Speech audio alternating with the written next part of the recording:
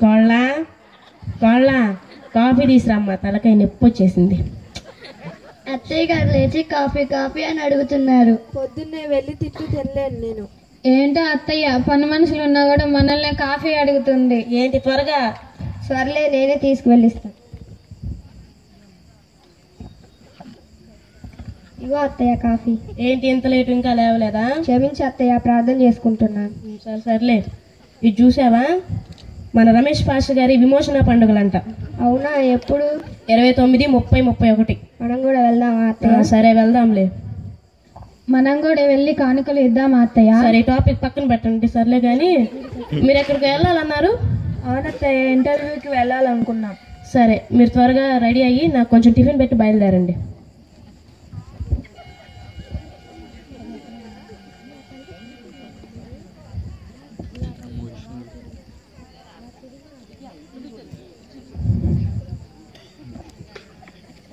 ఏంటిది? ఇడ్లీ. ఇన్ని ఇడ్లీ ఎవరైనా తింటారా? ఇన్ని ఇడ్లీ ఎన్ని రోజులు తినొచ్చో తెలుసా నువ్వు? పొదుపు నేర్చుకొని చావట్లేదు అసలు మీరు. ఏంటి ఇన్ని ఇడ్లీ? మినప్పప్పు కేజీ ఎంత ఉందో తెలుసా? 200. కష్టపడే వాళ్ళకి తెలిసింది ఇక్కడ. ఏం తెలుసు మీకు? తీసుకెళ్ళి పక్కన పెట్టి ఒక ఇడ్లీ తీసురా త్వరగా. ముందుండాలి జ్ఞానం. చట్నీ ఏది? మీ తాత వచ్చారా? చెప్పు, ఆయన చేత తెచ్చుకుంటా. మరి ఎయ్యి, నా మొక్కను చూస్తావు. బయలుదేరండి. ఇదిగో ఆటోలు బస్సులు కనపడితే ఎక్కమాకండి, ప్రమాదాలు చూడలేకపోతున్నాం అసలుకే. జాగ్రత్త, నడుచుకుంటూ వెళ్ళి నడుచుకుంటారండి. బయలుదేరండి. ఇదిగో డబ్బులు ఏమి కావాలా? అయినా మీకెందుకు, వెళ్ళండి నడుచుకుంటూ వెళ్ళే వాళ్ళకి. డబ్బులు ఇవ్వదు, ఏమి ఇవ్వదు, కానీ జాగ్రత్తగా వెళ్ళాలంట అత్తయ్యకి. మా ఆయన దుబాయ్లో నుండి డబ్బులు పంపిస్తే సుఖంగా డబ్బులు తీసుకొని మనల్ని కష్టపెడుతుంది. అలా అనకూడదు, బైబిల్లో ఉంది కదా, ముష్కరులైన అధికారుల సైతం లోబడి ఉండాలని. సర్లే, టైం అవుతుంది, పదండి. My come in madam. Good morning madam.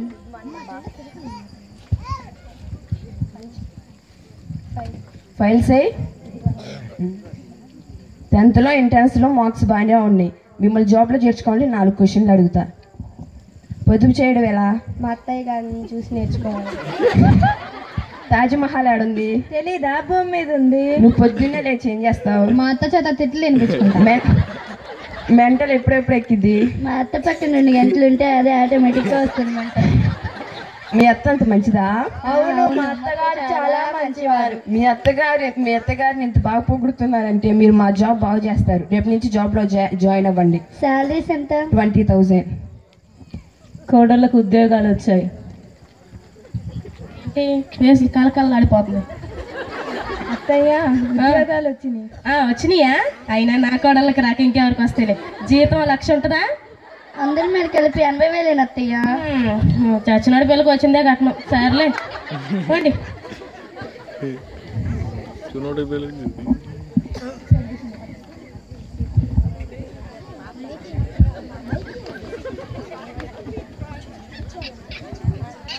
వందాలయ్య గారు. వందనాలమ్మా. రండి రండి, కూర్చోండి. ఏంటి ఇలా వచ్చారు? ఏంటమ్మా, మీ కోడళ్ళకి ఉద్యోగాలు వచ్చాయండి? అయ్యో, అప్పుడే మీ దాకా వచ్చేసిందా? వచ్చాయిలేండి. ఆదివారం చర్చికి రండి అమ్మా. వస్తాం. ఈ కోడలు కూడా తీసుకురండి. నేను రాకపోయినా వాళ్ళు ముందే ఉంటారు. వస్తాం. వెళ్ళొస్తాం. సరే, వందాలయ్య. ఏంటో పాస్టర్ గారు ఇంటికి వస్తే కాఫీ టీ కూడా ఇవ్వలేదు. కొంచెం పాలుంటే నేనే తాగేసాను పాస్టర్ గారు.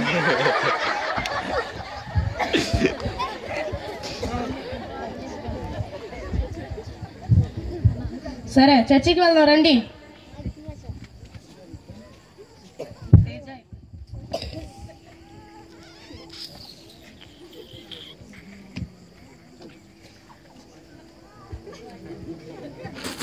రండి. వస్తున్నాను అత్తయ్య.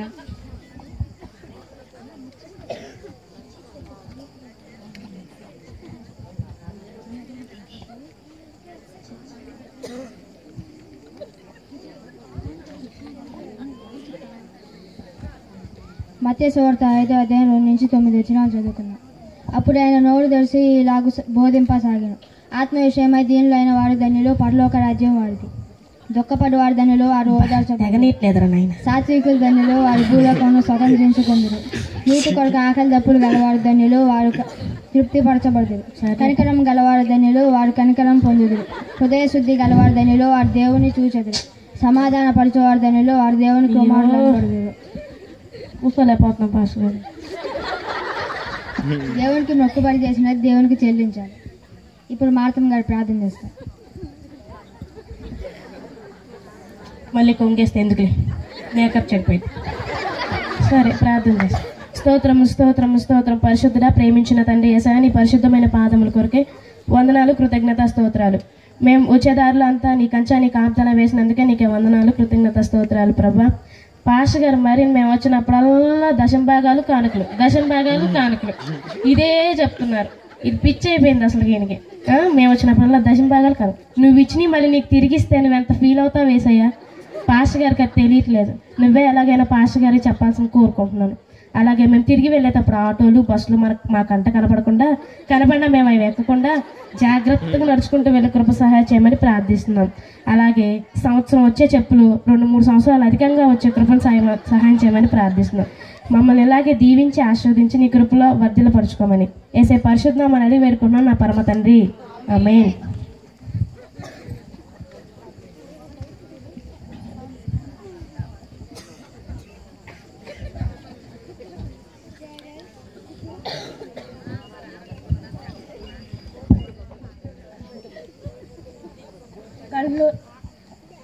కల్లూరులో మీటింగ్స్ మీరు వస్తున్నారా? ఒప్పించారులే, రండి కదండి. ఇక చర్చికి వచ్చిన ముచ్చట్లే.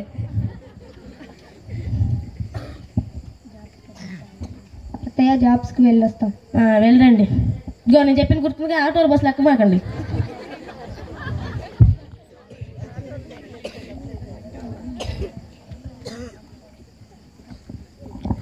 My come in madam. ఎందుకు మేడం పిలిచారంట? మీ నెల జీతం ఇవ్వడానికమ్మా.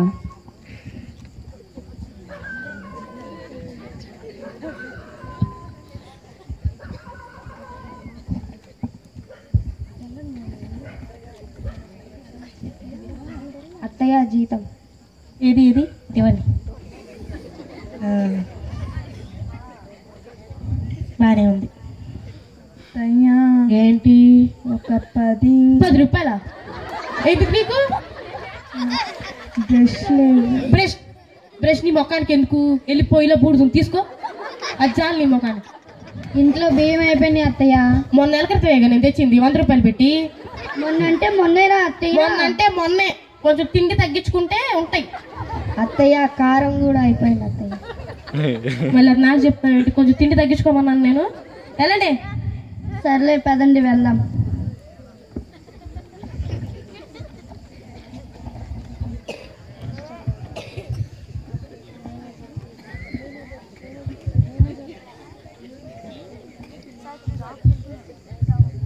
అత్తయ్య జాబ్స్కి వెళ్ళి.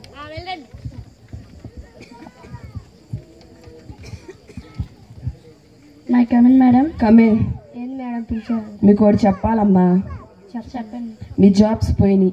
ఎందుకని?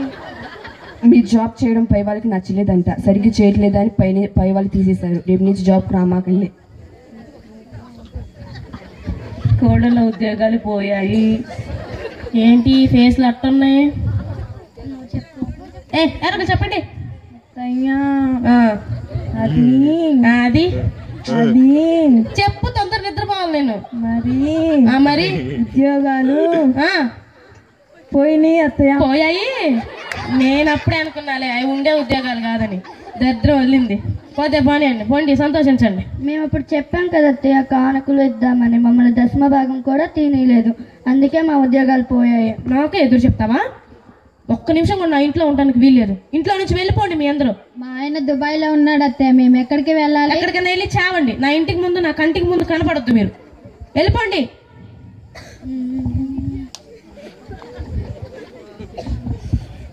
అమ్మ మా ఇంటికి వెళ్దాం రండి. మా అత్తయ్య గారు మేము మీ ఇంటికి వచ్చామని తెలిస్తే నేను ఉద్యోగంలోంచి తీసేస్తుంది. ఆ వచ్చే రూపాయికి ఉంటే ఎంత పోతే ఎంత. సర్లే పదండి.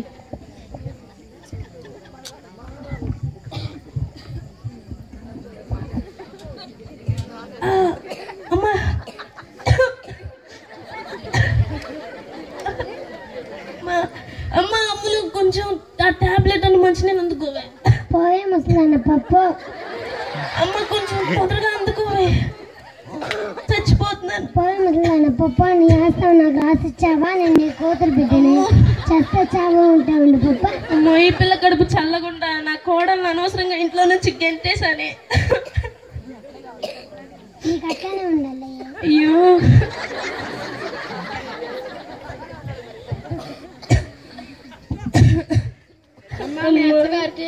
జబ్బు వచ్చిందంటే అవునా? అందరికీ నే దూరమై ఎవరు లేక ఒంటరినై అందరికీ.